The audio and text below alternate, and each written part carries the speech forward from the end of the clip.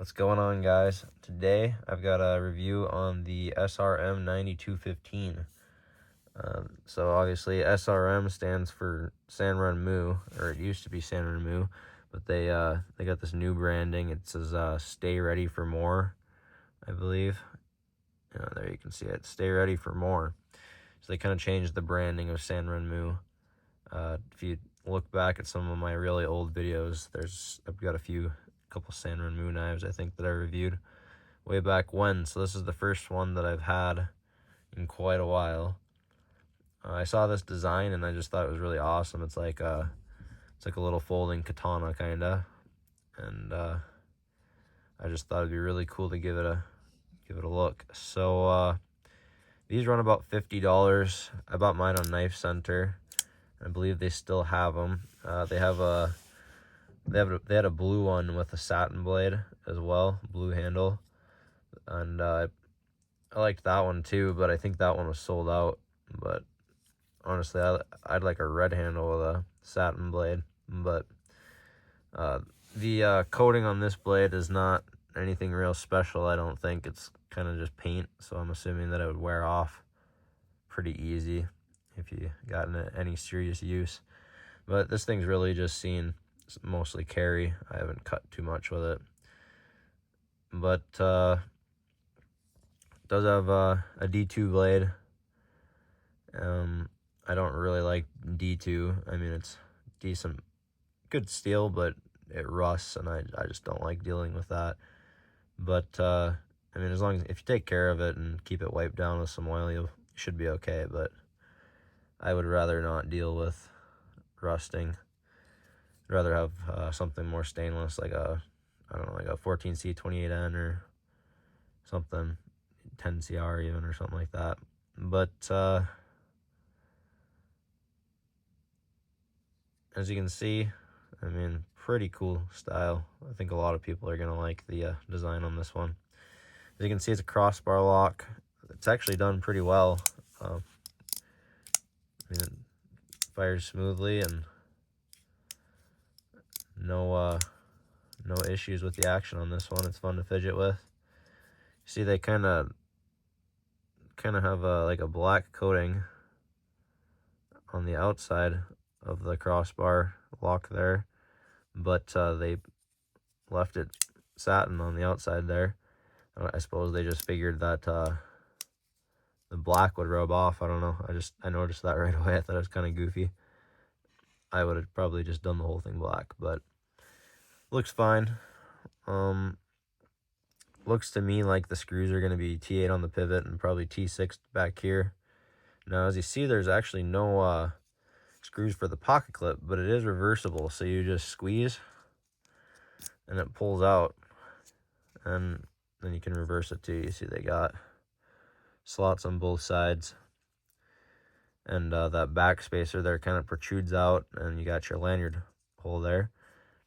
I'm not a big lanyard guy. Honestly, I'd probably rather have that cut off so it just looks like that. But I mean, you could actually go grind that off if you wanted to, but I'm not going to. It's fine. Let's put this back on here. It gets back on there good. Yep. All right. Yeah, the pocket clip on this is kind of cool that you can reverse it like that. There's no screws to strip or anything to worry about. So that's kind of a cool deal. Like I said, this back spacer has the lanyard hole on it. You can see mine actually kind of has like a weird little divot on the inside. I don't know what happened there. You can kind of see it back in there, but it's pretty hard to see. But there's like a weird little hole in mine. I don't know why that's there, but scales on this are pretty they're G10, obviously. They got like a light grip texture to them, which is nice. And then obviously you got your pattern, diamond pattern, or whatever you want to call it there.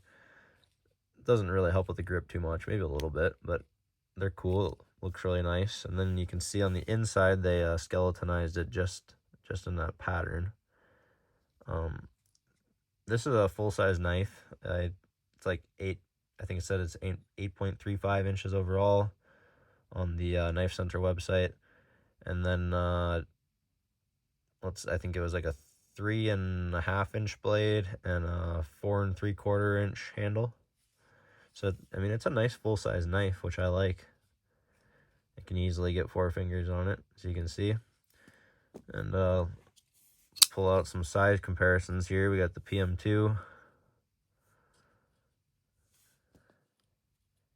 You can see it's probably almost exactly the same size as the PM2. And then the 940. It is just a little bit larger than the 940. So right in between the two of them, pretty similar to both.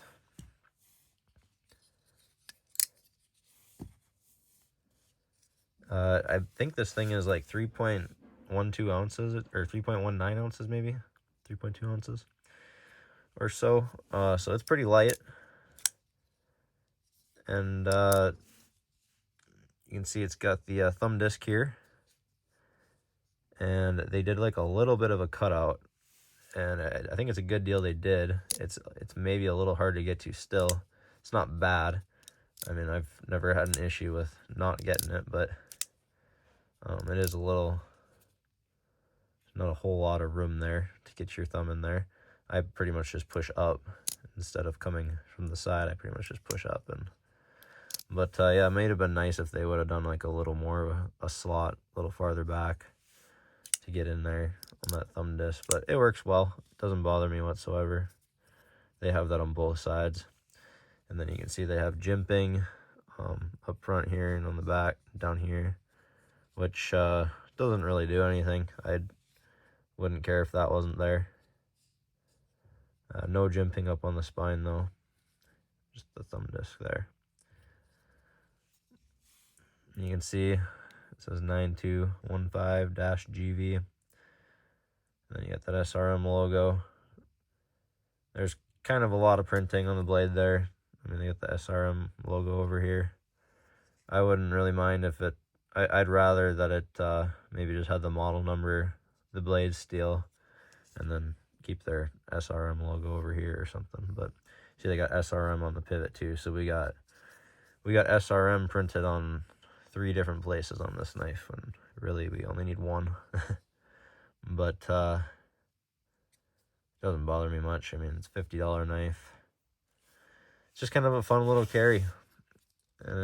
Fairly cheap budget knife. It's fairly well done. It's got the nice crossbar lock. So overall, I give this thing a thumbs up. I'd recommend it if you like the design. Like I said, you can get them at Knife Center. I'm sure there's other places that probably still have them too. So thank you for watching, guys. Like the video and subscribe to the channel if you want to see some more knife reviews and knife content. So thanks for watching, guys. We'll see you later.